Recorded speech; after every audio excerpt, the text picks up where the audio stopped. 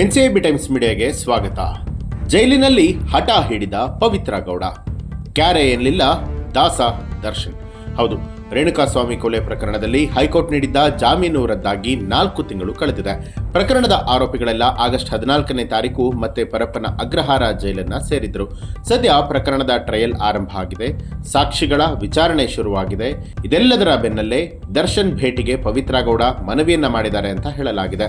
ಪರಪ್ಪನ ಅಗ್ರಹಾರ ಜೈಲಿನಲ್ಲಿ ಪ್ರಕರಣದ ಆರೋಪಿಗಳೆಲ್ಲ ಬಂದಿಯಾಗಿದ್ದಾರೆ. ಮಹಿಳಾ ಬ್ಯಾರಕ್ನಲ್ಲಿ ಪವಿತ್ರ ಗೌಡ ಇದ್ದಾರೆ. ಇದ್ದಕ್ಕಿದ್ದಂತೆ ದರ್ಶನ್ ಅವ್ರನ್ನ ಭೇಟಿ ಮಾಡಬೇಕು ಅಂತ ಹೇಳಿ ಪವಿತ್ರ ಗೌಡ ಹಠ ಮಾಡ್ತಿದ್ದಾರೆ ಅಂತ ಹೇಳಿ ವರದಿಯನ್ನ ಮಾಡಲಾಗಿತ್ತು.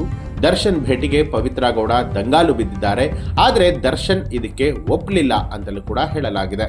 ಕೋರ್ಟ್ನಲ್ಲಿ ಈಗಾಗಲೇ ಟ್ರಯಲ್ ಶುರುವಾಗಿದೆ. ಹೀಗಾಗಿ ಈ ವಿಚಾರದ ಬಗ್ಗೆ ದರ್ಶನ್ ಬಳಿ ಮಾತನಾಡಬೇಕು ಅಂತ ಹೇಳಿ ಪವಿತ್ರ ಗೌಡ ಹೇಳ್ತಾ ಇದ್ದಾರೆ ಅನ್ನುವಂಥ ಮಾತುಗಳು ಕೇಳಿಬಂದಿದೆ. ಆಕೆಯ ಮನವಿಗೆ ದರ್ಶನ್ ನಿರಾಕರಿಸಿದ್ದಾರೆ. ಡಿಜಿಪಿ ಅಲೋಕ್ ಕುಮಾರ್ ಇತ್ತೀಚೆಗೆ ಪರಪ್ಪನ ಅಗ್ರಹಾರ ಜೈಲಿಗೂ ಕೂಡ ಭೇಟಿ ಕೊಟ್ಟಿದ್ರು. ಈ ವೇಳೆ ಅವರ ಬಳಿಯಲ್ಲಿ ಪವಿತ್ರ ಗೌಡ ಮನವಿ ಮಾಡಿದ್ದಾರೆ ಅಂತ ಹೇಳಲಾಗಿದೆ. ಆದರೆ ದರ್ಶನ್ ಇದಕ್ಕೆ ಒಪ್ಪಲಿಲ್ಲ ಅಂತಲೂ ಕೂಡ ವರದಿಯಾಗಿರುವಂಥದ್ದು. ಅಲೋಕ್ ಕುಮಾರ್ ಜೈಲಿಗೆ ಭೇಟಿ ನೀಡಿದಾಗ ದರ್ಶನ್ ಹಾಗೆ ಪವಿತ್ರ ಗೌಡ ಅವರನ್ನ ಭೇಟಿ ಮಾಡಿದ್ರು. ಈ ವೇಳೆ ಸಹ ಕೈದಿಗಳ ಭೇಟಿಗೆ ಪವಿತ್ರ ಗೌಡ ಮನವಿಯನ್ನ ಮಾಡಿದ್ದು, ಈ ವಿಷಯ ಗೊತ್ತಾದಾಗ ದರ್ಶನ್ ಸಾಧ್ಯನೇ ಇಲ್ಲ ಅಂತ ಹೇಳಿದ್ರಂತೆ. ತಮ್ಮ ವಕೀಲರು ಹಾಗೂ ಆಪ್ತರ ಮೂಲಕವೂ ಕೂಡ ದರ್ಶನ್ ಭೇಟಿಗೆ ಪವಿತ್ರ ಗೌಡ ಯತ್ನಿಸಿದ್ದಾರೆ ಅನ್ನುವಂಥ ಸುದ್ದಿಯಾಗಿದೆ.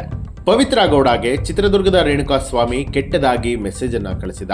ಈ ವಿಚಾರವನ್ನ ದರ್ಶನ್ಗೆ ಹೇಳಿದ್ದು ಆತನಿಗೆ ಬುದ್ಧಿ ಕಲಿಸೋದಕ್ಕೆ ಮುಂದಾಗಿರುತ್ತಾರೆ. ಹಾಗಾಗಿ ಆತನನ್ನ ದರ್ಶನ್ ಸೂಚನೆ ಮೇರೆಗೆ ಅಪಹರಿಸಿ ಪಟ್ಟಣಗೆರೆ ಶೆಡ್ನಲ್ಲಿ ಕೂಡಿ ಹಾಕಿ ಚಿತ್ರಹಿಂಸೆ ಕೊಡಲಾಗಿತ್ತು. ಈ ವೇಳೆ ರೇಣುಕಾಸ್ವಾಮಿ ಪ್ರಾಣವೇ ಹಾರಿ ಹೋಗಿತ್ತು. ಪ್ರಕರಣದಲ್ಲಿ ಪವಿತ್ರ ಗೌಡ A1 ಆರೋಪಿಯಾಗಿದ್ದರೆ ದರ್ಶನ್ A2 ಆರೋಪಿಯಾಗಿ ಜೈಲು ಸೇರಿದ್ದಾರೆ.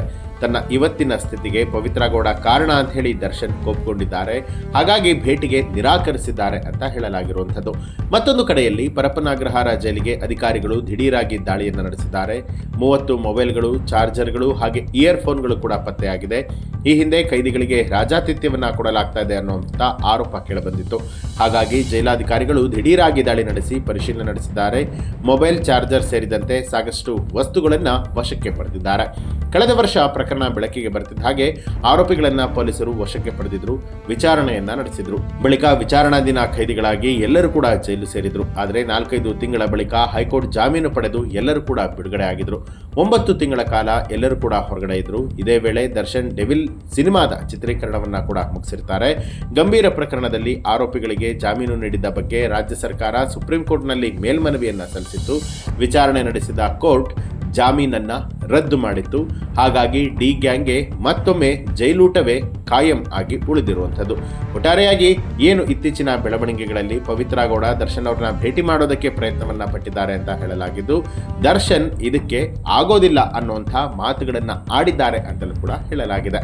ಈ ಒಂದು ವಿಚಾರಕ್ಕೆ ಸಂಬಂಧಪಟ್ಟ ಹಾಗೆ ನಿಮ್ಮ ಅನಿಸಿಕೆ ಅಭಿಪ್ರಾಯವನ್ನ ಕಮೆಂಟ್ ಮಾಡಿ. ಹಾಗೆ ನೀವಿನ್ನೂ ಕೂಡ ನಮ್ಮ ಚಾನಲ್ ಅನ್ನ ಸಬ್ಸ್ಕ್ರೈಬ್ ಮಾಡಿಲ್ಲ ಅನ್ನುವಂಥದ್ದಾದ್ರೆ ಈಗಲೇ ಸಬ್ಸ್ಕ್ರೈಬ್ ಮಾಡಿ, ಬೆಲ್ ಐಕಾನ್ ಒತ್ತಿ.